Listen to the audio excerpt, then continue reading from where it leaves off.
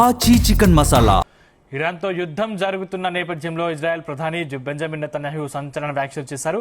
Iran కొత్త supreme leader Mojtaba Khamenei revolutionary guards కీలుబొమ్మ అంటూ ధ్వజమెత్తారు. బయటకు కూడా రాలేకపోతున్నాడని విమర్శలు చేశారు.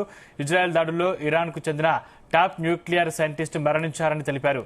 ఇక ఇరాన్ ప్రజలు స్వేచ్ఛ మార్గం వైపు అడుగులు వేసే సమయం వచ్చిందని వ్యాఖ్యానించారు. తాము వారికి అండగా ఉంటామని ప్రకటించారు. కానీ మార్పు మాత్రం వారి చేతుల్లోనే ఉందని స్పష్టం చేశారు.